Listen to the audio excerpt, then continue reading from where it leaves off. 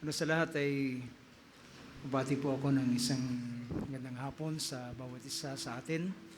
At aming kagalakan na makasama kayo. At salamat din sa napakainit na pagtanggap. At sa oras na ito ay una sa lahat ay nagpapasalamat ako sa pag-invite ni Pastor Jonathan. Actually, nung mga nakaraan pa yung kanyang invitation, pero dahilan sa ang mga sitwasyon ay hindi pa ganun kaayos. Pero una sa lahat, mga kapatid, ay nagpapasalamat ako sa inyong mga prayers, sa inyong mga pagsamo sa Panginoon at nagkaroon po ng reconciliation, kagaya ng inyong nalaman, nagkaroon ng reconciliation sa amin sa pagitan ng San Pedro Church ng Baclaran. At unang-una ay sa tulong ng mga pastors at isa rin si Pastor Jonathan na naging kabahagi para magkaroon ng reconciliation. So, salamat sa inyong mga prayers at sa answer din ng Panginoon sa mga panalangin at ngayon ay nagkakasama-sama na tayo. So, pwede ba natin palakpakan ng Panginoon?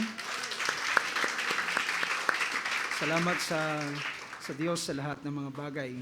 So, hindi ko na rin siguro balahin ang pagkakataon at nais kong inyahan kayo sa pagtayo kung inyong mararapatin. At babasa tayo ng scripture hango sa dalawang account ng Banal na Kasulatan. Una ay sa aklat ng Hebrews chapter 12 at ito ay ang verse 14, and then Matthew chapter 5 at ito ay ang verse 9.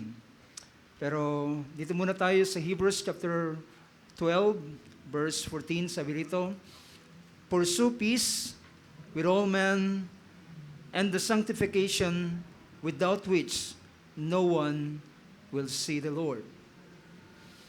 Matthew chapter 5 verse 9. Ang verse na ito ay nagsabi ng ganito sa verse 9, "Blessed are the peacemakers, for they shall be called sons of God." Praise God.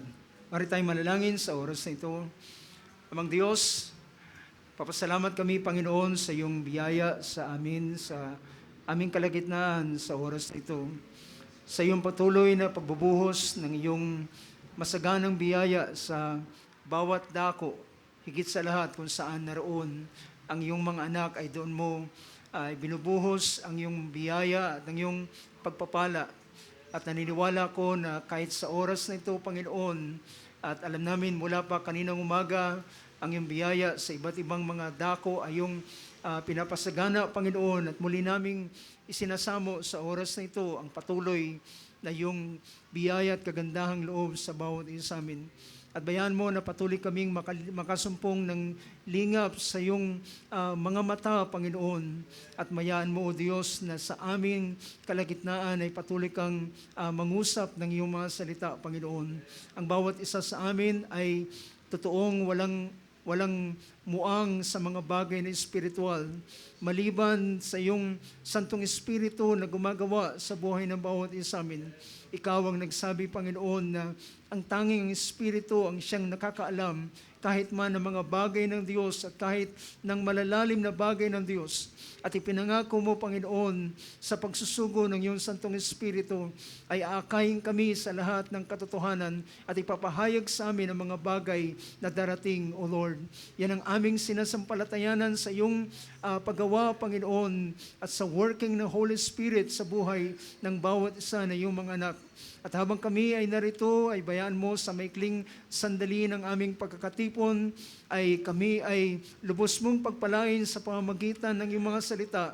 At ihatid mo kami, Panginoon, sa pagtatapos ng gawain ito, na kami ay lubos na pinagpala at kami ay lubos na nagalak, Panginoon, dahilan sa iyong patuloy na kabutihan na hindi namin kayang malirip, Panginoon, at walang sapat na salita upang ikaw, O Diyos, ay aming pasalamatan. Kaya sa oras na ito, nagbabalik kami ng kadakilaan, kapurihan, kaluwalhatian at pagpapasalamat sa iyo, at ito ay sa tanging dakilang pangalan ng aming Panginoong Kristo Jesus. Lahat ng magsabi, Amen. Praise God. Purihin ng Diyos. Makakaupo tayo sa oras na ito sa biyaya ng ating Panginoon. So, kami ay overwhelmed. Ang aming mga puso ay mula ng aming matanggap ang invitation ay handa kami. Thank you, Pastor. At kagaya ng nabanggit ko kay Pastor Jonathan, sabi ko, Pastor, kapag in-invite mo ako, at especially hapon galing sa Baclaran, ay sabi ko, hindi pwedeng hindi kami lahat pupunta. At so, ano ito kumbaga pakyawan kapag in-invite nyo ako, kasama po yung buong mga kapatiran. Dahilan, alam nyo, ilang sasakyan kami na papauwi, so hindi naman po pwedeng yung ilan ay pag-commutein, kaya humingi kami ng paumanhin kung medyo marami kami na nakabahagi dito. At nung pinabot ko, humingi si Pastor Jonathan ng updates para sa bilang namin. At sabi ko, kasi base doon sa yung account namin, yung bilang namin kapag kami nagpupunta sa Baclaran, ay minsan umaabot kami ng yung kabuuan na naroon, o minsan ay may nasa 40 kami. So, nung nasabi ko sa kanya, medyo nagulat si Pastor Joe at sabi niya, anong gagawin natin?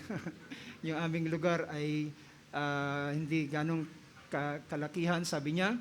Pero salamat sa effort ni Pastor Jonathan at sa cooperation din naman ng mga kapatiran para maging posible at magkaroon pa rin kami ng upuan sa bawat isa sa amin. So wala pa rin naman nakatayo, Pastor Jonathan. Amen. So salamat sa Panginoon.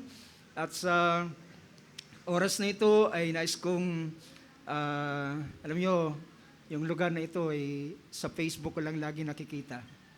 Pero ngayon, salamat sa Diyos at nakita ko na rin ng personal. Amen. So, nais kong mag-share sa inyo ng isang kaisipan at ang paksang ito ay na-share ko na rin minsan sa mga kapatiran. At ang paksang ito ay may kinalaman sa follow peace. Yan ay hango sa dito sa verse na ating binasa, ay pinakita rito sa aklat ng Hebrews. Sa ibang version ay mapapansin natin na ito ay sa ibang version, ang King James Version ay ginamit yung salitang follow peace. So yun yung aking gustong pag-usapan. Well, masabi ko mga kapatid, ang pinakamahal na bagay sa ibabaw ng mundo ay ang kapayapaan. American say amen to that. Dahilan, ang mga bansa ay nagkakaroon ng kaguluhan at nagkakaroon ng ilang mga bagay, at ito ang nilolong ng bawat isa na magkaroon ng kapayapaan. But unfortunately, ang kapayapaang ito ay magiging lubos lamang kapag dumating na ang prinsipe ng kapayapaan. Nadilit ba ang ating Panginoong Hesus? Ito ay sa panahon ng paghahari sa 1,000 taon dito sa ibabaw ng lupa, na siyang pinakakaasam ng lahat. Ito ang kanilang pinakahihintayin. Even ang mga anak ng Diyos ay ito ang bagay na pinakakahintay. Ngunit ang kapayapaang yon ay hindi talaga ma-achieve At ang kapayapang yun ay tanging ma-achieve lamang kapag yung gumagawa ng kaguluhan ay ikinulong na. Diba?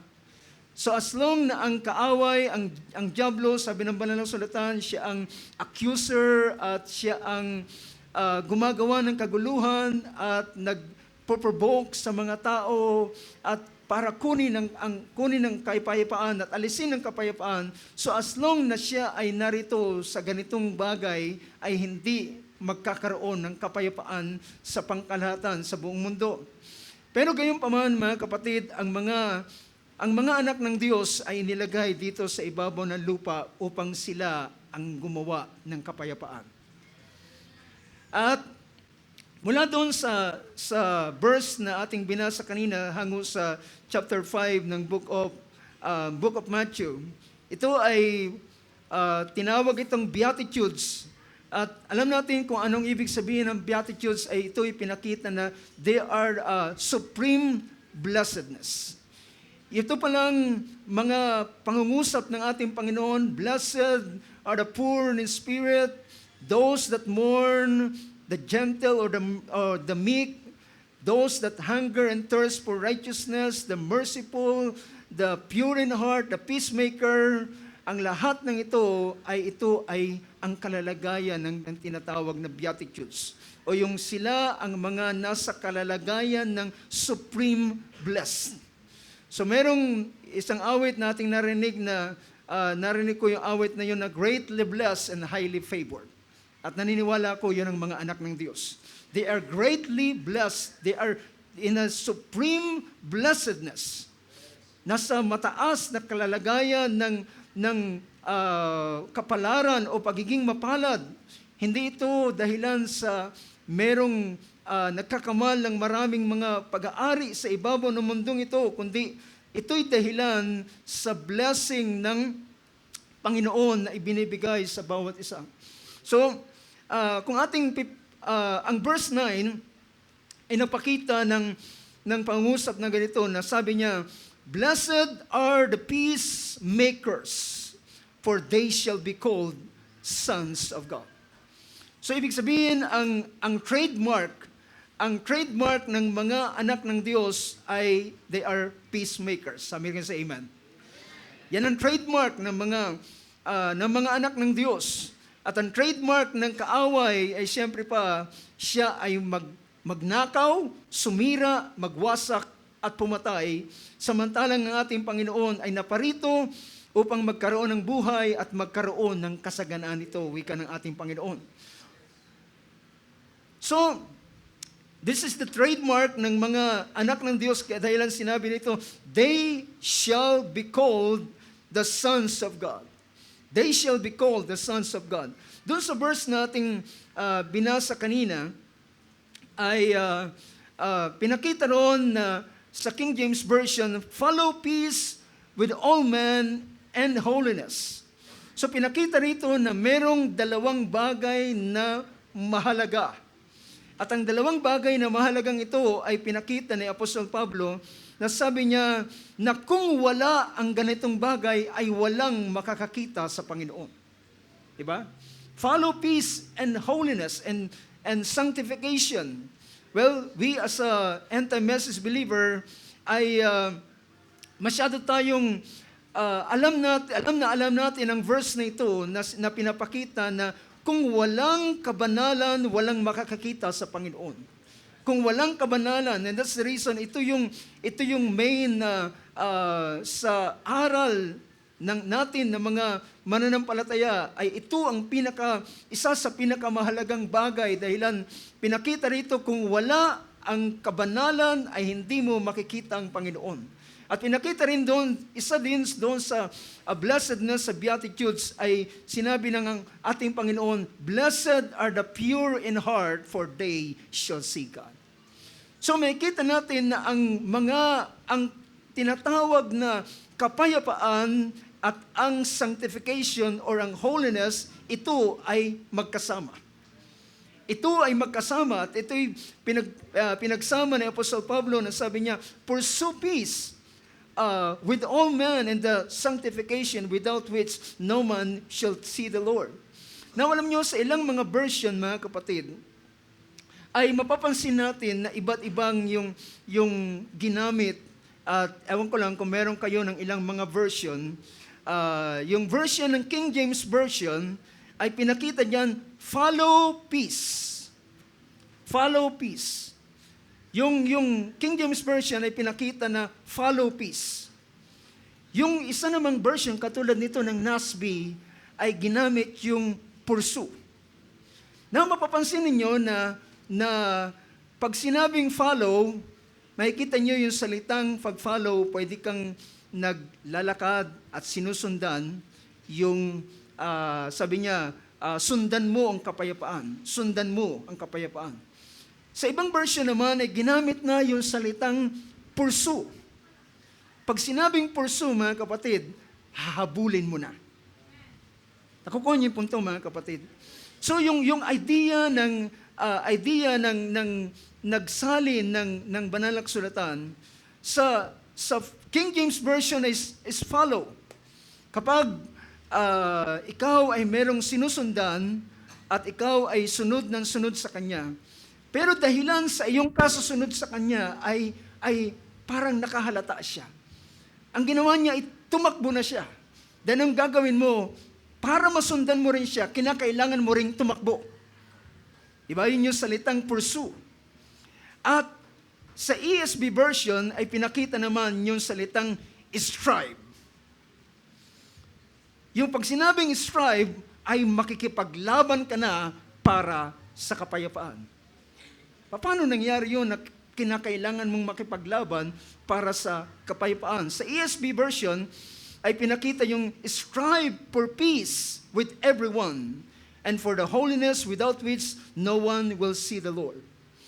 Yung idea na aking pinapakita, mga kapatid, ay ang pinakamahirap na ma-achieve ay kapayapaan. Well, ang kapayapaan na aking tinutukoy dito ay peace with all men. Diba? Ang idea na yan, ang pinapakita dito, sabi niya, pursue peace with all men.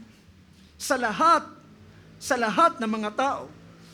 Well, meron tayong tinatawag na kapayapaan sa ating puso. Ibang bagay yan. Yung pagkakaroon mo ng kapayapaan sa puso, yan ay personal at individual ng bawat isa. At ang kapayapaang ito yung binigay ng Panginoon sa atin. Di ba? Ito yung, ang sabi ng ating Panginoon, my peace I live with you. Sabi niya, peace I live with you. And ang kapayapaan ay aking iniwanan sa inyo at ang kapayapaan na aking iniiwan ay hindi kagaya ng ibinibigay ng sanlibutan. Ang kapayapaan ng sanlibutan ay hindi tunay na kapayapaan dahilan meron silang ilang mga bagay na ginagawa compromising para sa tinatawag na kapayapaan. Pero yung kapayapaan ng ating Panginoon na Kanyang ibinigay sa ating puso ay nang Kanyang sabihin, lahat kayo na nabibigatan at napapagal ay bibigyan ko kayo ng kapahingaan. Bibigyan ko kayo ng kapayapaan.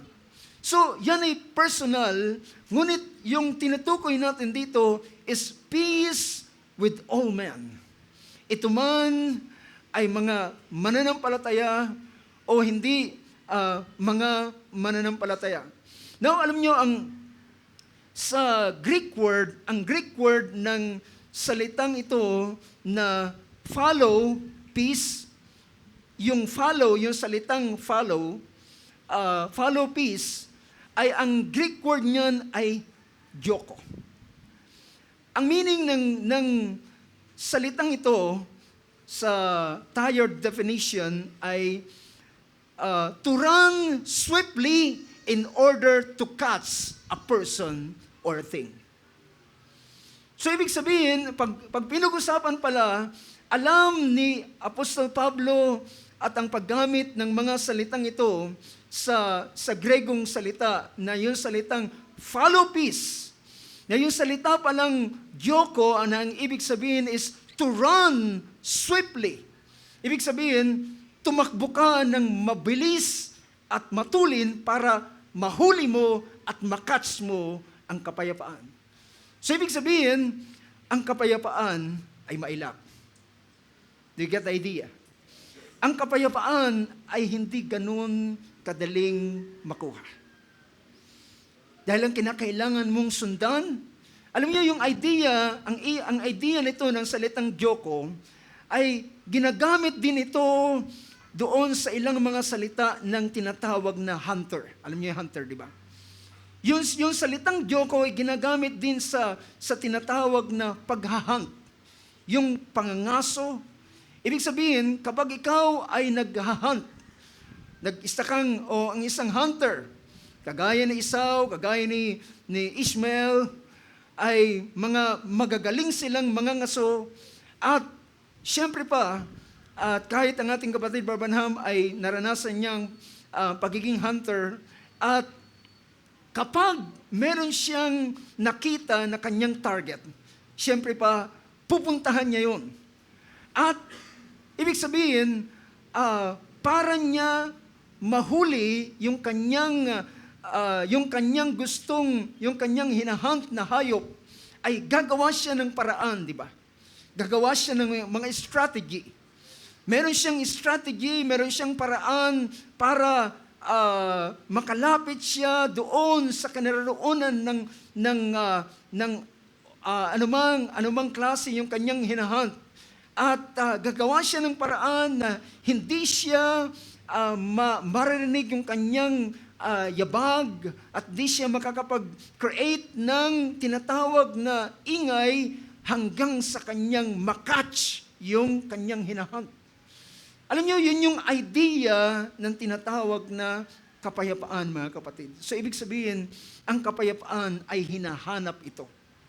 At ang kapayapaan ay sabihin natin, ikaw ay gagawa ng strategy. Gagawa ka ng paraan para makuha mo, mahuli mo ang ganitong bagay. Naalala ko, mga kapatid, ang pangyayari sa panahon ni Josue. Sa panahon ni Josue, nang papasok pa lamang sila sa Jericho, mga kapatid, nang mabalitaan ng mga taga-Jericho na ang Israel ay paparating na at papalapit na yung pulutong ng mga Israelita, then nangangatog na sila. Natatakot na sila, at sabi ng nagpahayag na babaeng yung harlot ay si Rahab, sabi niya, nang marinig pa lamang namin na kayo'y paparating, na natunaw na ang aming mga puso. At alam natin kung ano nangyari, pinasok nila ang Jericho, pinasok nila ang Canaan land, at nang makonquer nila, after ng ay matapos nilang i-conquer, and then, nang alam ng mga taga-roon na susunod na sila, alam nila na wala silang kalaban-laban, at merong isang lugar doon, at yun ay tinatawag na mga sa Gibeon, mga Gibeonites. At yung mga Gibeonites na ito ay para magkaroon sila para hindi sila mamatay, para magkaroon sila ng kapayapaan sa mga taga-Israelita, ay gumawa sila ng strategy. I hope makita niyo yung ganitong bagay.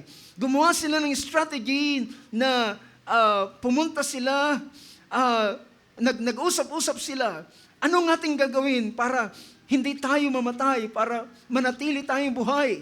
At ang kanilang ginawa ay nag-come up sila sa isang resolution na sabi niya, ganitong ating gagawin. Magpapanggap tayo na galing tayo sa malayong lugar at makikipagtipan tayo sa kanila ng kapayapaan. Ang ginawa nila, nagdala sila ng mga inaamag ng tinapay. Nagdala sila ng yung damit na suot-suot nila ay butas na, gula-gulanit na. Yung alak na kanilang dala-dala ay hindi na alak, kundi suka na. At gumawa sila ng ganitong paraan, at yung tinapay nila na dala-dala ay matigas ng tinapay. At meron ng amag. At pumunta sila doon kay Josue, At nagpasimula silang nagsabi, kami ay galing. Sabi rito sa verse 8 ng chapter 9, sabi rito, verse 6, they went to Joshua to the camp of Gilgal and said to him and to the men of Israel, we have come from a far country. Now therefore, make a covenant with us. Usually, mga kapatid, kapag nagkakaroon ng covenant, nagkakaroon ng ng peace. Do you get the point? Kapag nagkakaroon ng agreement o covenant, ay nagkakaroon ng kapayapaan. And sabi niya, we have come from a far country. Now therefore, make a covenant with us. And the men of Israel said to the Hivites, perhaps you are living within our land. Sabi niya, baka kayo ay dito lamang sa malapit sa amin. How then shall we make covenant with you? Paano kami makikipagtipan sa iyo? But they said to Joshua, we are your servants. Now, makikita nyo, mamaya, maintindihan natin yung ilan sa mga strategy na kanilang ginawa. At sabi niya, kami ay iyong lingkod. We are your servants. Then Joshua said to them, who are you? And where do you come from? And they said to him, your servants have come from a very far country because of the fame of the Lord your God. For we have heard the report of him in all that he did in Egypt. See? Ang totoo ay talagang natatakot sila at narinig nila ang ganitong balita. At sabi niya, narinig namin ang kabantugan ng Panginoong Diyos. Narinig namin ang ginawa sa lugar ng Egypt. And all that he did to the two kings of the Amorites who were beyond the Jordan, to Sihon, king of Heshbon, and to Og, and king of Bashan, who was at Azaroth. So our elders and all the inhabitants of our country spoke to us, saying, take provisions in your hand, and the journey, and go to meet, and say to them, we are your servants now, then make covenant with us. At ang patunay nila na sabihin na sila ay galing sa malayong lugar, ay pakita yung kanilang mga dala-dala, damit na sira-sira, yung alak na maasim na, at yung tinapay na inaamag na at matigas na. At sabi niya, galing pa kami sa malayong lugar. At nakumbinsi nila si Josue at ang mga elders sa panahong ito at nagkaroon sila ng covenant. At ito nangyari after ng ilang araw, nabalitaan nila ng yung mga Gibeonites ay nasa kalapit na lugar lamang pala nila. So, hindi na nila magawang baguhin pa dahilan they have already make a covenant. Nagkaroon na ng peace agreement sa panahong yun. At ang sabi nila, hindi na natin sila pwedeng saktan. Hindi na natin sila pwedeng patayin sapagkat nakipagtipan tayo sa kanila. At ito ay hindi kalulugdan ng Diyos kapag gagawin natin ang ganitong bagay. So mga kapatid, ang ginawa na lamang nila ay ginawa nilang taga-igib ng tubig, taga-sibak ng kahoy, naging alipin ang mga Gibeonites. You know, the idea na pinapakita ko, mga kapatid, ay ibig sabihin, ang kapayapaan ay mailap. At kinakailangan mo itong sundan at kinakailangan mong habulin, sabi pa ng talata na ating titingnan. Now, pansinin ninyo ang ilan sa mga talata. I hope ang ilang mga bagay na ito ay makatulong sa bawat isa sa atin. So, sa aklat ng chapter 34 ng aklat ng Psalms, 34 verse 14. Sabi ng verse na ito, sabi niya, turn away from evil and do good, and seek peace, and pursue it. Hanapin mo ang kapayapaan, at kapag nakita mo, then habulin mo ito. So yun yung bagay na pinapakita.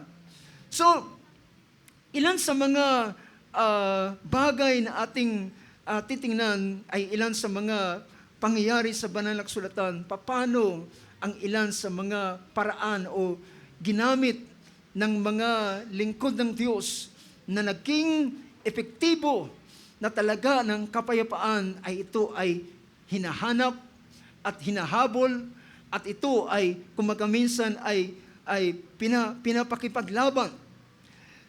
Ang verse, tingnan natin ang isang talata ng aklat ng Romans chapter 14, verse 9. Isang sa pangungusap ni Apostle Pablo sa Romans chapter 14. Sabi niya rito, sa verse 9, sabi niya, 19 rather, verse 19. Sabi niya, So then we pursue the things which make for peace and the building up of one another. So pinakita niya na aming hinahabol, we pursue. So then we pursue the things, ang mga bagay na nagdadala, na nagiging daan para sa kapayapaan. So ang kapayapaan ay hinahanap ito at kinakailangan, sabi niya, we pursue the things, ang mga bagay na may kinalaman na nagdadala ng kapayapaan and the building up of one another. Kapag ang iyong hahanapin ay hindi ang sarili mong kapakanan, and then ang iyong hahanapin ay ang kapakanan din naman ng iba, ito ay maghahatid ng kapayapaan. So, ang selfishness ay maghahatid ito sa alitan, di ba? But, yung sinabi ni Apostle Pablo, we pursue the things which make for peace and the building up of one another. At ang at building sa ibang version, so then let us pursue what makes for peace and for mutual upbuilding. Alam niyo, minsan si Apostol Pablo sa kanyang minsang pinahayag dito sa isang talata ay pinakita niya na ang ganitong bagay. Sa chapter 12 ng verse 18 ng Book of Romans. Chapter 12 verse 18. Pinakita niya, sabi niya, sa verse 18 ay pinakita niya ang ganito, If possible, so far as it depends on you, be at peace with all men. Now, alam niyo, kung papansin natin ang talatang yan, if possible, hanggat maaari. Sabi niya, as far as it depends on you. Naintindihan niyo ba yung talata, mga kapatid? Na ang kapayapaan ay nakadepende pala sa atin. You get the point? As far as it depends on you. It depends on you. Dahil pinakita ng banal na kasulatan, ano bang madaling hanapin? Gulo o kapayapaan? Diba? Mas madaling hanapin ang kaguluhan, pero mahirap hanapin ang kapayapaan. At kapag nais mo ang kapayapaan, then meron itong halaga. It has a cost. Meron itong halaga na dapat mong gawin. May mga bagay na dapat mong bigyan ng pansin. At sabi rito, if possible. So pinakita niya naman na if possible. Because there is, sometimes there is a possibility and sometimes there is not a possibility. But if possible, so far as it depends on you. So mga kapatid, tandaan natin, ang kapayapaan pala, to be at peace with all men ay nakadepende sa atin. Alam niyo, mayroong isang talata na gusto kong bigyan ng pansin. Pansinin ninyo ang bagay na ito. Proverbs chapter 17. Proverbs 17,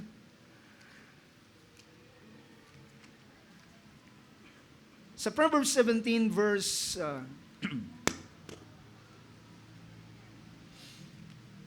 verse 13.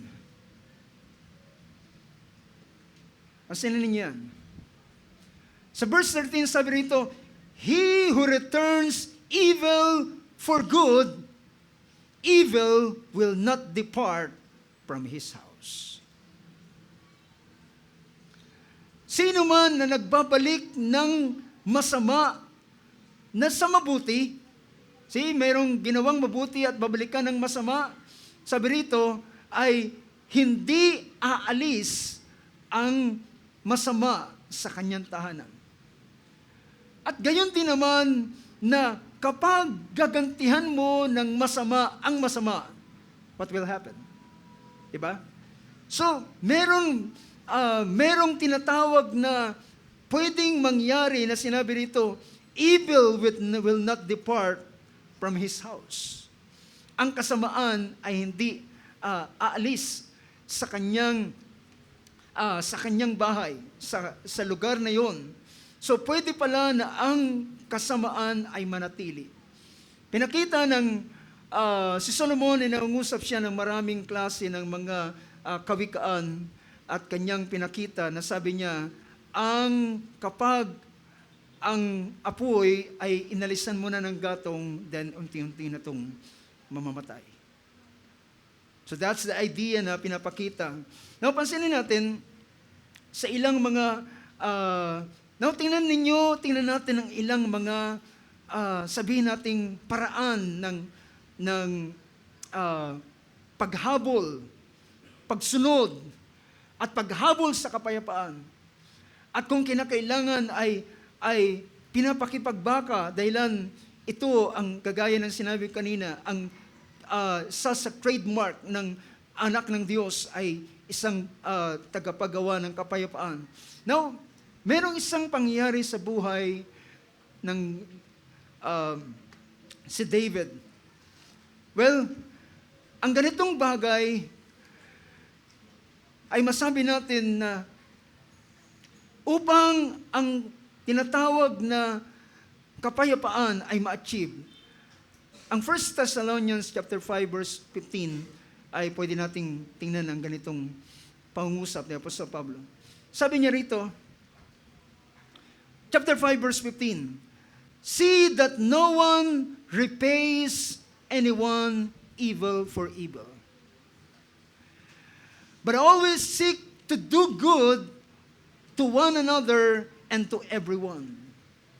So kapag ang isa ay nais niya ng kapayapaan, sabi niya, hindi niya dapat gantihan ng masama ang masama. Dahilan kung gagantihan mo ng masama ang masama, hindi aalis ang masama. Hindi mawawala ang masama.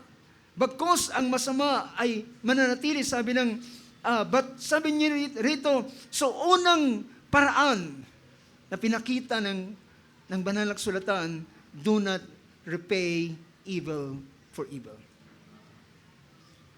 At yan ay hindi madali, di ba?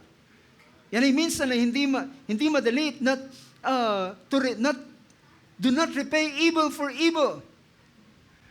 At isa pa na bagay na pinakita ng Book of Proverbs. Ang Book of Proverbs ay nagsabi ng ganito sa aklat ng Proverbs 15 verse 1. Sa 15 verse 1 ng Book of Proverbs, ano sabi rito? Ano sabi diyan? A gentle answer turns away wrath, but a harsh word stirs up anger. A soft answer, ang malumanay na sagot.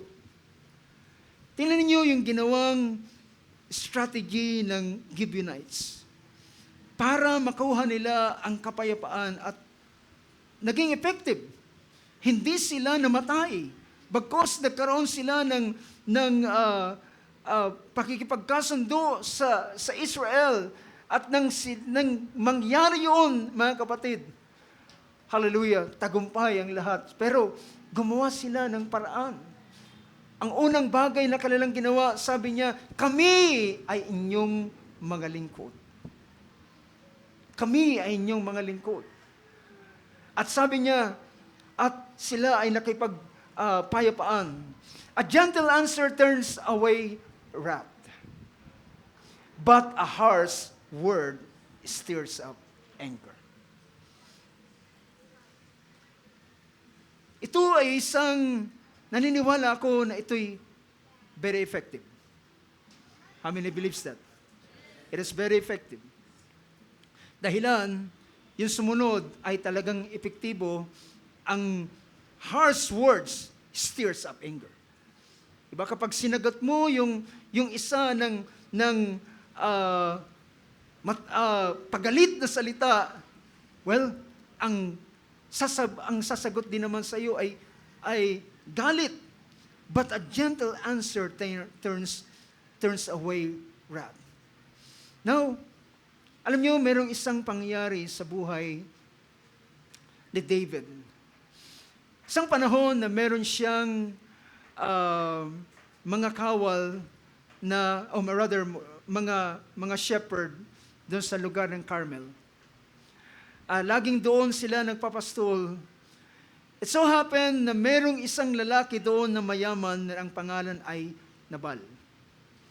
At ang ginawa ni David ay sinugo niya ang kanyang mga shepherd at sinabi niya, pumunta kayo doon sa mga shepherd ni Nabal at kayo ay batiin siya at magdala kayo ng, or rather, batiin niyo siya at kaibigan kayo at dahilan sa sabihin ninyo na kung merong anumang bagay na meron sila ay kung pwedeng bigyan kayo ng pagkain dahilan minsan ganun din natin ginagawa doon sa mga shepherd, sa kanilang mga shepherd na iniingatan natin sila, binibigyan natin sila ng pagkain at inaalagaan natin sila, hindi natin sila sinasaktan doon sa lugar na yon. At ito nangyari nang pumunta yung mga shepherd ni David doon sa lugar ng Carmel. At nadatnan niya doon si Nabal, ang isang mayamang taong ito, na marami siyang mga tupa.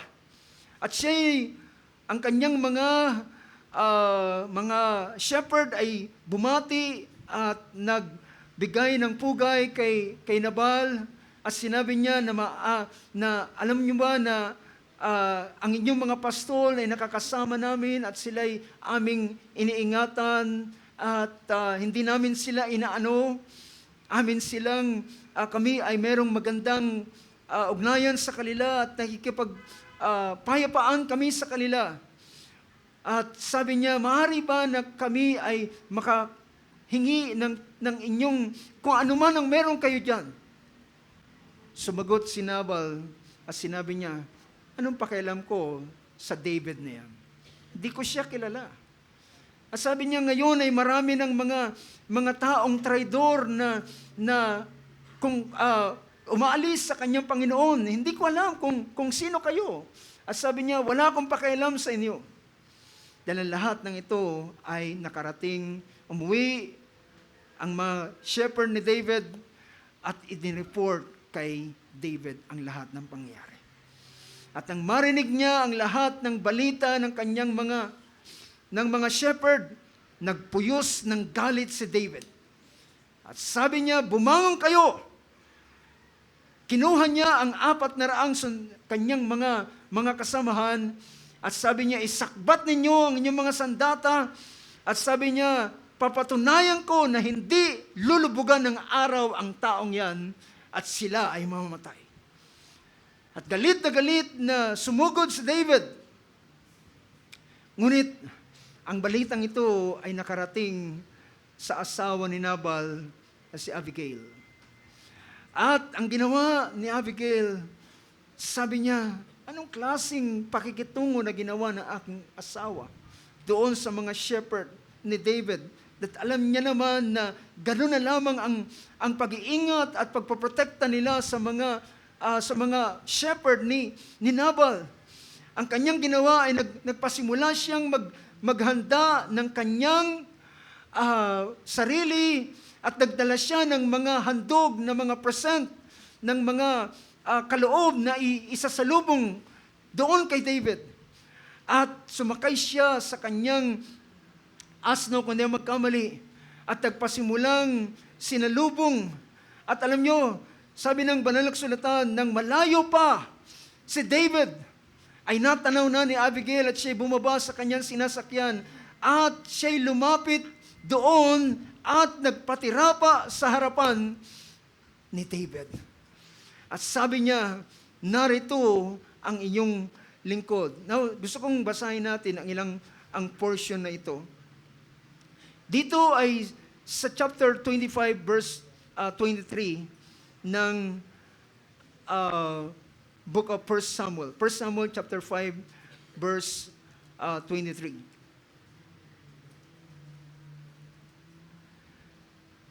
Sabi rito sa verse na ito,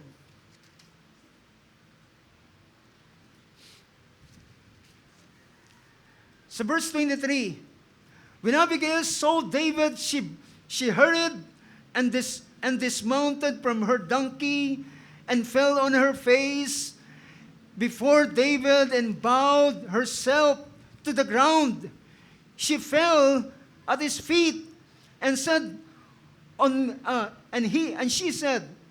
she fell at his feet and said, "On me alone, my Lord, be the blame, and please let your maidservant speak to you, and listen to the words of your maidservant.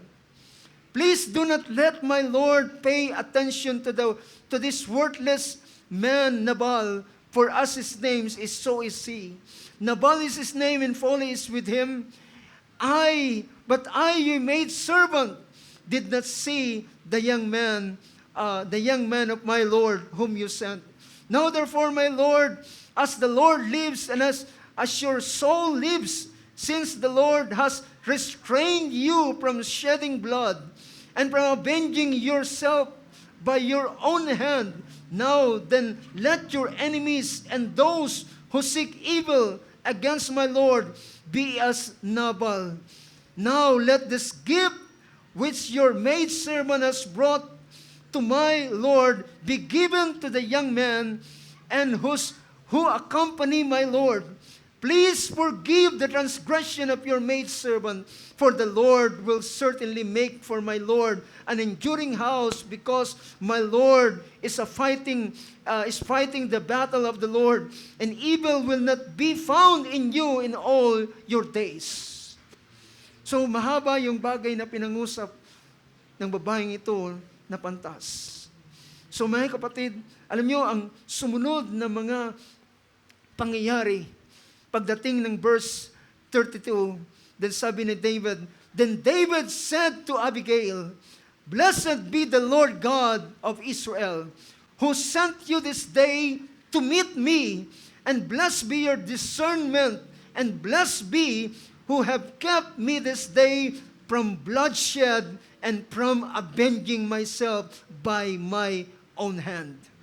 Nevertheless, as the Lord God of Israel lives, who has restrained me from harming you, unless you had come quickly to meet me, surely there would not have been left to Nabal until the morning light as much as one male." So ganun talaga ang plano ni David. But mga kapatid, this soft answer at ang pagpapakumbaba na ginawa ni Abigail, yung kanyang wisdom na kanyang ginawa at ipinakita, ay nagpahupa ng galit ni David. At kanyang pinuri ang Panginoon at kanyang sinabi, "Salamat sa Diyos na hindi niya pinabayaang ang kamay na ito ay magbuhos muli ng dugo. Dahilan, sabi niya, kung hindi mo ko sinalubong ang iyong, sabi niya, natitiyak ko na walang isang lalaking matitira doon kay Nabal." So mga kapatid, hallelujah. si David at si Solomon na anak ni David ay hindi inosente sa pangyayaring ito. At isa sa kanyang sulat na kanyang ginawa, that a soft answer turns away wrath. Ang malumanay na salita ay nagpapahupa ng galit. So, ibig sabihin, ito'y isa sa paraan ng paghabol mo sa kapayapaan. If you seek peace, kung naghahanap ka ng kapayapaan, at nais mong ang bagay na ito'y makamtan, totoong hindi ito ganun kadali. Imagine, naghanda pa si Abigail ng mga pagkain at ilang pang mga bagay, mga present, at ilang pang mga bagay para at nag-aksaya siya ng panahon para sa ganitong bagay. So, hindi ganoon kadali ang kapayapaan. Ang kapayapaan ay mailap. Ang kapayapaan ay kagaya ito ng isang kinakailangan mong i-hunt. Seek peace. And when you find it, then pursue it, sabi ng banal na kasulatan. Now, ilang pang bagay. Sa isang pangyayari pa sa buhay ng lingkod ng Diyos na si David, dahilan ang hindi ang pagganti ng mabuti mula sa bagay na masama ay magdadala ng kapayapaan. Isang pangyayari sa buhay ng lingkod ng Diyos na si David. Alam natin, all of the life of Saul, ay wala siyang ibang ginawa. Inubos niya ang kanyang panahon sa paghabol kay David. Makikita ninyo na si Saul, si King Saul, ay hindi na siya nakikipagbaka sa iba, kundi ang hinahanap niya ng lagi ay mapatay si David. Ganun na ang kanyang pinag-aksayahan ng panahon sa tanang araw ng kanyang buhay ay habulin kung saan naroon si David, pupuntahan niya. Kung saan mabalitaan niya na naroon si David, ay hindi niya pag-aaksaya ng panahon hindi siya mag-aaksaya ng panahon na siya ay pumunta kagad. It so happened, mga kapatid, na nabalitaan ni Saul na si David ay nasa isang lugar. At pagdating niya doon sa lugar na yun ng kanyang mabalitaan, karaka naghanda si Saul. Naghanda siya ng paraan, gumawa siya ng paraan upang kanyang puntahan kung saan naroon si David. Yun ay mabasa natin sa chapter 24 ng book of 1 Samuel. Nang makita niya, nang malaman niya, sabi rito ng verse 1, Now when Saul returned from pursuing the Philistines, nang siya ay magkapanggaling sa pakikipagbaka o sa paghabol sa mga Pilisteo, he was told saying, Behold, David is in the wilderness of En-gedi. Sabi niya, si David ay naroon sa lugar ng En-gedi. At ang kanyang ginawa, then Saul took 3,000 chosen men from all Israel and went to seek David and his men in front of the rocks of the wild goats. Imagine, ang hinahanap niya isang tao. Nagsama siya ng 3,000 kilala at piling mga lalaki ng Israel para lamang hanapin si David. But isa sa bagay na makikita natin kung inyong pag-aaralan at titingnan ang Book of Psalms, sa kabila ng mga bagay na nangyayari sa buhay ni David na siya'y takas ng takas, alam nyo, isang bagay na ginagawa ni David ay ang tumawag sa Panginoon. At ang kanyang pagtawag sa Panginoon ay isang bagay na mabasa ninyo sa ilang mga psalms na kanyang isinulat kung paanong na ang title doon, ang headings niya ay nang si David ay tumakas siya sa kay Saul. At doon mababasa ninyo ang kanyang pamamanhik sa Panginoon, ang kanyang pananalangin sa Panginoon. Ang pananalangin ito ay naging daan upang siya ay kailanman ay hindi may bigay sa kamay ng kaaway. Alam niyo, isa sa prayer na itinuro ng ating Panginoon, sabi niya, lead us not into temptation. At sabi niya, so, nang malaman niya na naroon si David, ang kanyang ginawa, he came to the sheepfolds. On the way, there was a cave, and Saul went in to relieve himself. Now David and his men were sitting in the inner recesses of the cave. Now, merong isang kuweba doon, at doon pumasok si Saul. Pero hindi niya alam, nandoon mismo si David. At nang siya ay, yung kagawian, nagtawag ng kalikasan, kinakailangang maibsan, at doon hanggang sa siya ay nakatulog doon sa kuweba.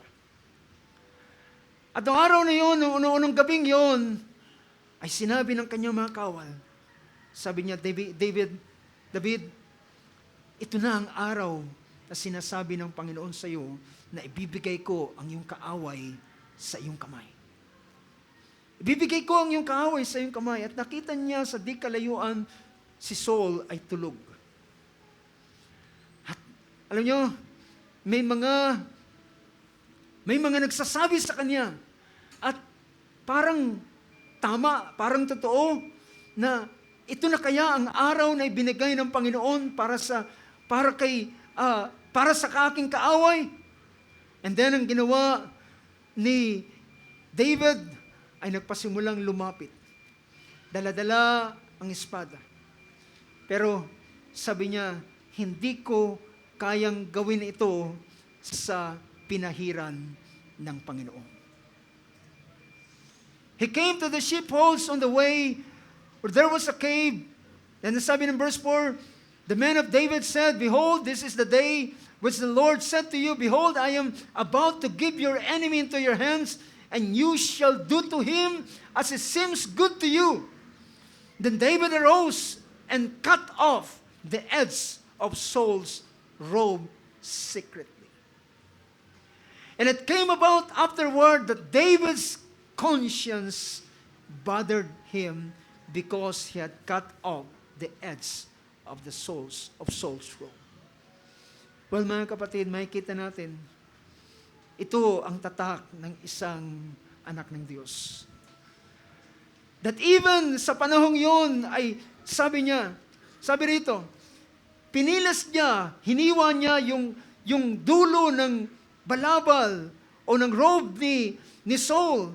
Ngunit pagkatapos niyang punitin yung bahagi ng kanyang robe, ang kanyang konsyensya ay merong gumawa sa kanya at siya'y nabagabag ng kanyang konsyensya. And his conscience bothered him because he had cut off the edge of Saul's robe. So he said to his men, far be it from me because of the Lord that I should do to this thing to my Lord, the Lord's anointed. To stretch out my hand against him since he is the Lord's anointed. Praise God. Nakikita natin, ganun kahalaga ang kapayapaan. At pagkatapos niyang gawin ito, David persuaded his men with his words. Kinonbinsi niya ang kanyang mga kawal na nagsasabi, na nagtutulak sa kanya, ito na ang panahon, ibinigay na ang iyong kaaway sa iyong kamay. Pero sabi niya, kinonvince niya, hindi ko pwedeng gawin ito sa pinahiran ng Panginoon. Hindi ko ito pwedeng gawin, hindi ko pwedeng iunat ang aking kamay sa pinahiran ng Panginoon, malayo sa akin na ito'y aking gawin. Well, hindi po ito pagkukunwari. Ito ay realidad sa buhay ni David. America say amen to that. This is reality in his life. In fact, sinulat pa ng Book of Psalms dahilan nakikita niya na mababasa natin doon. Sabi niya, touch not my anointed one and do my prophets no harm. At pagkatapos niyang gawin ito, kinonbinsin niya ang kanyang mga kawal o kanyang mga kasamahan. At pagkatapos noon, nang lumabas na si Saul doon sa cave, at si David ay nasa di kalayuan, tinawag niya si Saul. Verse 8, now afterward, David arose and went out of the cave and called after Saul, saying, my Lord, the king.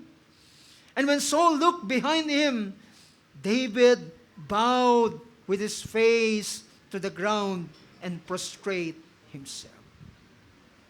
Mga kapatid, kaya mo bang gawin sa isang taong gusto kang patayin ay kagaya ng ginawa ni David, he bowed himself, face to the ground, and prostrate himself. And David said to Saul, why do you listen to the words of men saying, behold, David seeks to harm you? Sabi niya, bakit ka naniwala? Bakit ka naniwala na sa mga taong nagsasabing si David ay hinahanap ka? Hinahanap ang iyong buhay. At sabi niya, paano ko gagawin ang ganitong bagay? At sabi niya, ngayon sa araw na ito, behold, this day your eyes have seen that the Lord hath given you today into my hand in the cave. And some said to kill you, but my eye had pity on you, and I said, I will not stretch out my hand against my Lord, the Lord's anointed. At ipinakita niya ang kapiraso ng kanyang robe na kanyang pinilas. At sabi niya, pwede na kitang gilitan ng liig. Pwede na kitang patayin kanina.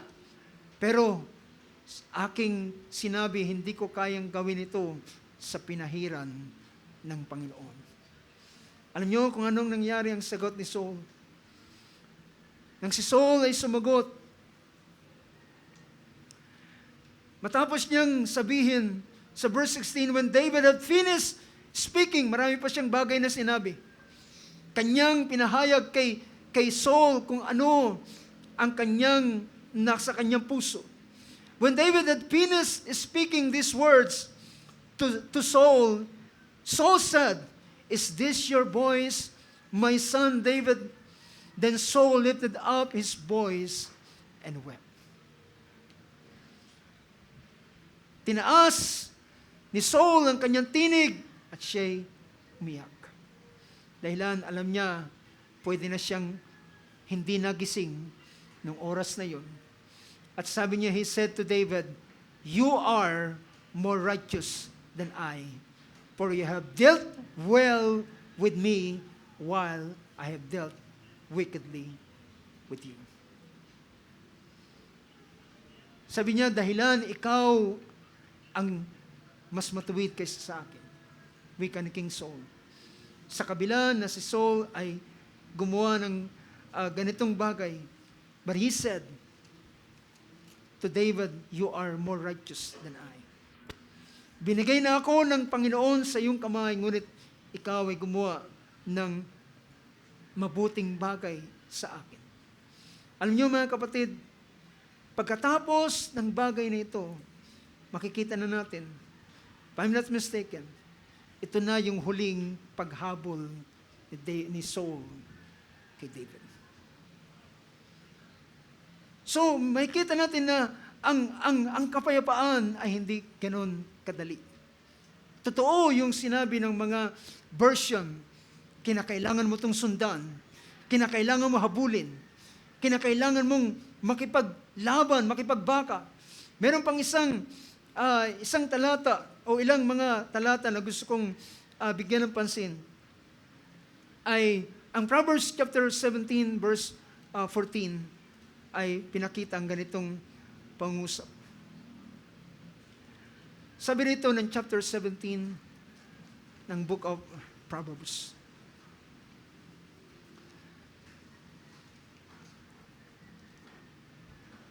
Sabi ng verse na ito,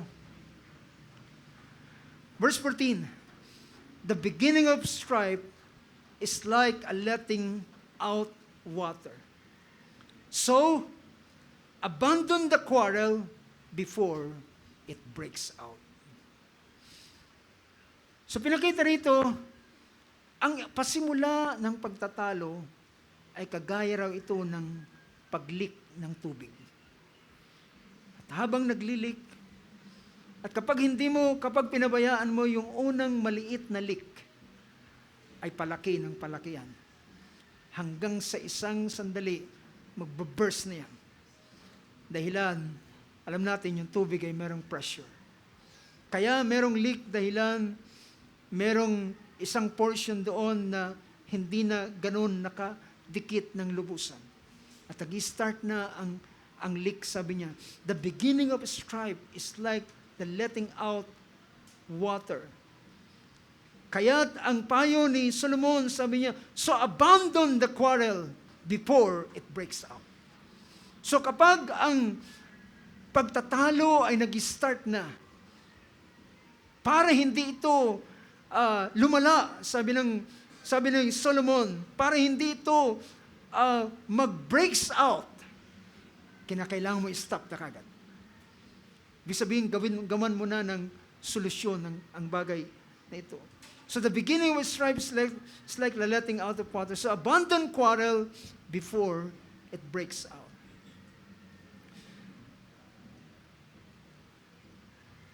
Alam niyo, merong isang bagay sa ganitong paraan ay maintindihan natin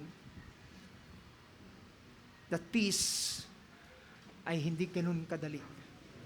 Kinakailangan mong hanapin at may mga bagay kang kinakailangang gawin at merong mga paraan.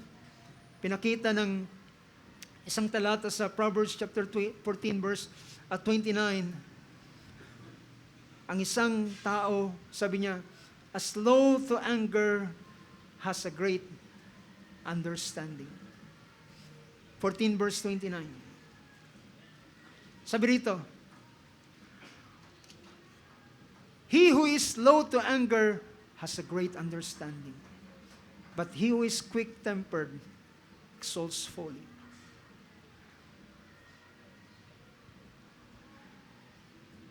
Gusto kong tingnan natin ang 19 verse 11.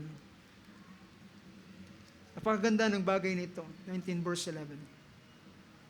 A man's of discretion, Proverbs pa rin.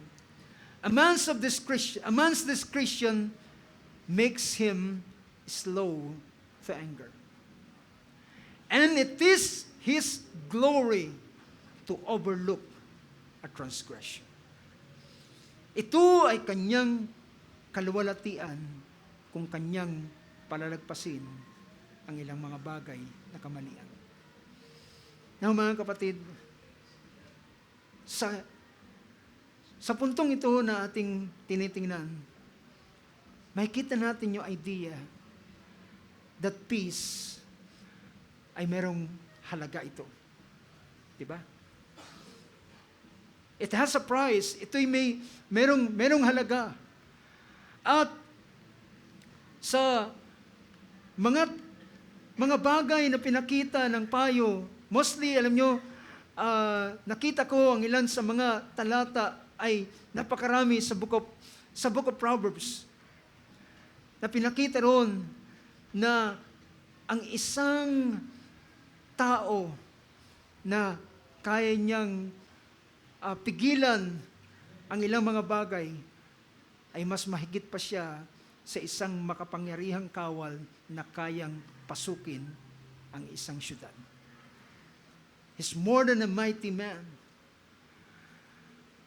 Now mga kapatid, kung babalikan ko yung verse na yun na ating ginamit na teksto, pinakita niya ang malaking factor na ito, ang dalawang malaking mahalagang bagay sa buhay ng mga mananampalataya, ang dalawang bagay na ito, ang kapayapaan at ang kabanalan. At naniniwala ko that it goes together. Ang kapayapaan at ang kabanalan ay pinakita ng talatang ito na sabi niya na kung wala ang ganitong bagay, kung wala ang dalawang ito, ay hindi mo makikita ang Panginoon. Especially dahilan alam natin na ang ating Panginoon, siya ay dakilang tagapagpayapa. He's the King of Peace. Pinakita sa banal na kasulatan na siya ay ang hari o the Prince of Peace. At ang mga subject niya ay kagaya ng sinabi ng ating Panginoon. Now, I will close in this thing. Ito, ang pagiging peacemaker ay isang state o isang kalalagayan ng isang tao. Na ang verse 9 na binasa natin kanina, merong ilang mga naunang pangungusap na sinabi ang ating Panginoon na yung tinatawag na blessedness, kapalaran, yung pagiging mapalad. At yung nung aming pinag-usapan nito, ang kalalagayan ng isang mapalad ay hindi ito isang swerte na darating sa kanya, kundi ito ay kagaya ng isang pintuan na iyong kinakailangang pasukin. Dahilan ito ay kalalagayan ng isang tao. Sabi ng verse 3 sa chapter 5, sabi ng ating Panginoon, ito ay mismo sa kanyang pangusap. Sabi niya, "Blessed are the poor in spirit, for theirs is the kingdom of heaven." Sila na mga dukha sa espiritu. Yung taong mapagpakumbaba, sabi ang pinapakita rito, a poor spirit. At yung blessed are those who mourn, for they shall be comforted. Ang kalalagayan naman ito ay ang mga anak ng Diyos na ang kanilang puso ay bagbag when it comes to sa mga kasalanan. Blessed are the gentle, for they shall inherit the earth. Blessed are those who hunger and thirst for righteousness. Ang awit na ating inawit kanina ay pinakita na if we hunger and thirst for righteousness. So kung ikaw ay naghahanap at ang iyong desire ay ang katwiran ng Diyos, well, I believe nahahanapin mo rin ang kapayapaan. If you desire for righteousness, kaya ang sabi ng ating Panginoon sa mga huling talata ng chapter 6, sabi niya, kung ang isang tao, kung hahanapin niya ang kaharian ng Diyos at ang kanyang katwiran, ang lahat ng mga bagay na ito ay idaragdag na lamang sa kanya. Lahat ng mga bagay. So blessed are those who hunger and thirst for righteousness, for they shall be satisfied. This kind of satisfaction ay maranasan. Blessed are the merciful, for they shall obtain mercy. Blessed are the pure in heart, for they shall see God. I believe, brothers and sisters, na ang peace at ang pure heart ay makasama ito. Dahilan, pinakita rito na blessed are the pure in heart, ang dalisay na puso, sapagkat makikita nila ang Diyos. Hindi ito ang pangitain na makikita. Ito yung kanyang mga gawa, ang kanyang manifestation. Isang pangungusap ng ating Panginoon sa John chapter 14 ay sinabi niya na kapag ang sino man umiibig sa akin ay ibigin ng Ama, ay siya'y aking ibigin at siya'y ibigin ng Ama at ako ay magpapakahayag sa Kanya. Makikita siya. And last verse, blessed are the peacemakers. Peacemakers. Alam nyo, sa meaning ng peacemakers at yung peacekeeping. Yung peacekeeping ay ang dalawang nag-aaway ay pinaglalayo lang in order to have peace. But to be a peacemakers ay He creates. Siya ang gumagawa ng ganitong bagay. Siya ang sabihin natin, nag-author ng ganitong bagay sapagkat sila ay tatawagin ng mga anak ng Diyos. So mga kapatid, sa puntong ito na aking iwanan sa inyo, ang salitang follow peace ay pinakita ito, kinakailangan mong hanapin. Kinakailangan mong sundan, kinakailangan mong habulin. Sa iyong idea kanina na pinakita natin doon sa meaning ay kagaya ito ng sabi ron, kagaya ng isang mabilis na tumatakbo. To run swiftly in order to catch a person.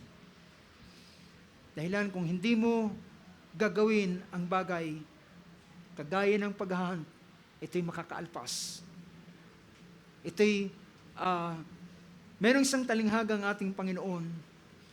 Sabi niya, kapag merong isang kaharian na makikipaglaban sa iyo, at nakita mo na wala kang kakayanan para makipaglaban, then sabi niya, sa pasimula pa lamang, makipagpayapaan ka na.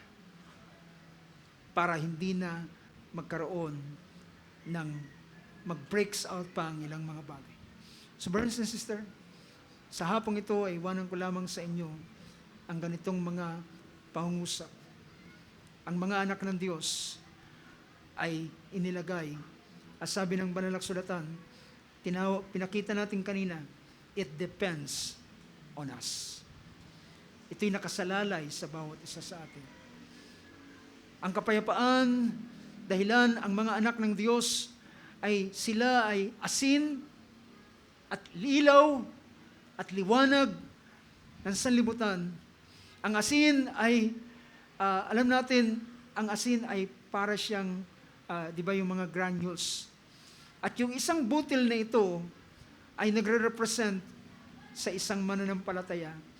Na yung isang butil kapag ito ay pumatak sa isang, for example, sa isang karne, meron siyang portion na kanyang kayang i-preserve. At ganun ang kalagayan ng isang anak ng Diyos. Kagaya siya ng asin. Yung certain portion na yon na kanyang, kung saan siya nalagay, pag siya'y natunaw, kanyang ma-preserve ang ganung bagay. And lastly, meron akong gustong bigyan ng pansin sa aklat ng Ephesians chapter 4, or ang pangungusap ng ating Panginoon sa Mark chapter 9. Mark chapter 9, and after this I will close. Mark chapter 9. Verse 49 and 50. Or verse 50 na lang. Salt is good. But if the salt becomes unsalty, with what will you make it salty again? Have salt in yourselves and be at peace with one another. Sabi niya, ang asin ay mabuti, ngunit kapag ang asin, but if the salt becomes unsalty, with what will you make it salty again? Alam niyo, nakakita na ba kayo ng asin na walang alat? Alam ko wala tayong makikitang walang alat dahilan yung mismong salt solution niya ay yun yung nabuo mismo na naging asin. At walang asin na walang alat. Pero ang tinutukoy niya rito ay ang mga anak ng Diyos, ang mga mananampalataya, na siyang asin ng sanlibutan. At sabi rito, salt is good. Pero pwede na ang asin ay pinakita ng ating Panginoon na pwede na ang asin na ito, hindi ang literal na asin, kundi ang spiritual na pinapakita niya. Kapag ang asin ay hindi na maalat, paano siya magiging maalat uli? Have salt in yourselves. Ang tinutukoy niya ay ang bawat isa. Have salt in yourselves and be at peace with one another. Tingnan niyo ang sabi ni Apostol Pablo sa Ephesians chapter 4 verse 29.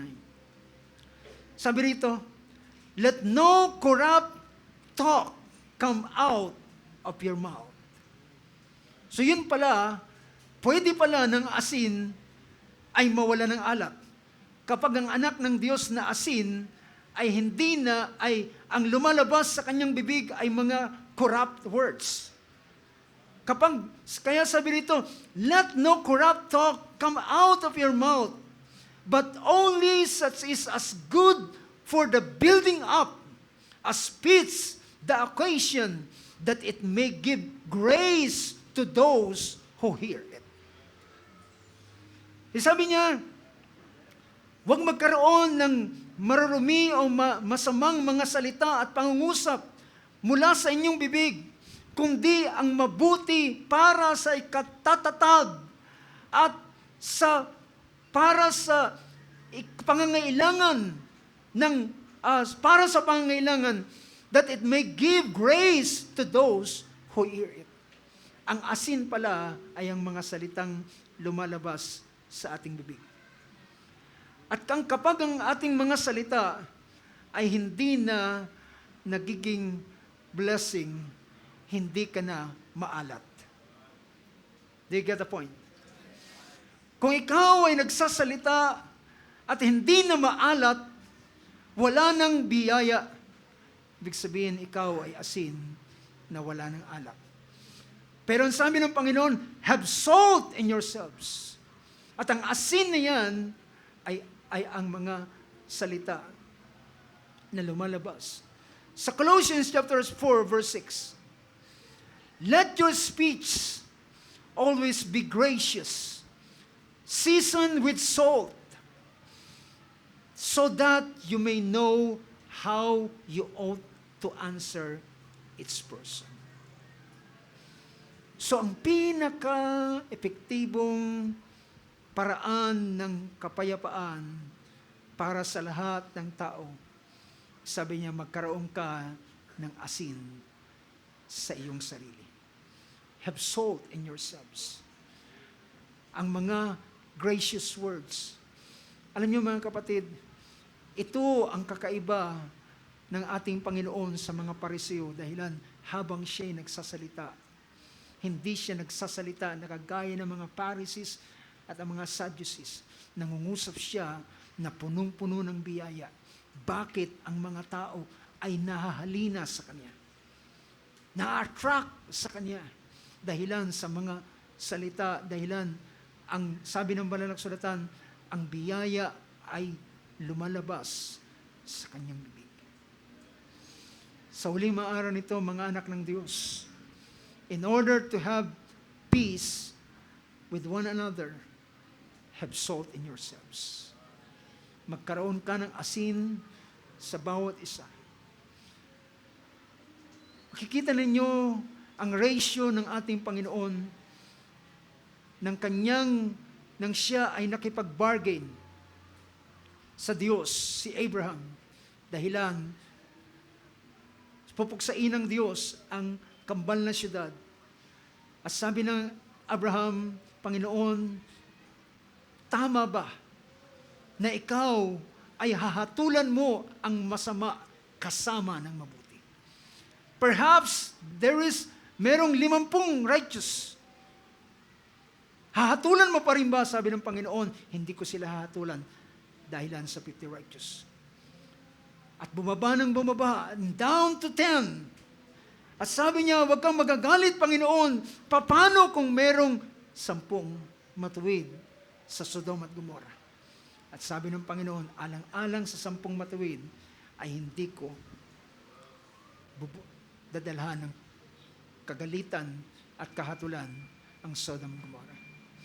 So brothers and sisters, ang ratio is 10 para lamang sa isang 2 kambal na syudad. 10 lamang ay napakahalaga para mag-create ng ganitong preservation sa ating kapaligiran. Di lamang sa ating kapaligiran, kundi kahit man sa kapwa ng mga mananampalataya. Have salt in yourselves and have peace with all men. God bless you. Palapakan natin ating Panginoon. Tayo tumayo at tayo magpasalamat sa ating Panginoon. At kagaya ng ating napakinggan, mga kapatid, it depends on us. Nasa kamay ng bawat isa sa atin. Ikaw ay peacemaker. Ang bawat isa sa atin ay peacemaker. We are peacemaker. At nasa kamay natin at dala-dala natin sa ating kamay. Nandito sa kapangyarihan ng ating dila at ng ating bibig ang kapayapaan. At nasa ating pamamaraan upang ang kapayapaan ito ay gumawa sa buhay ng bawat isa. Purihin ang pangalan ng ating Panginoon. Habang ating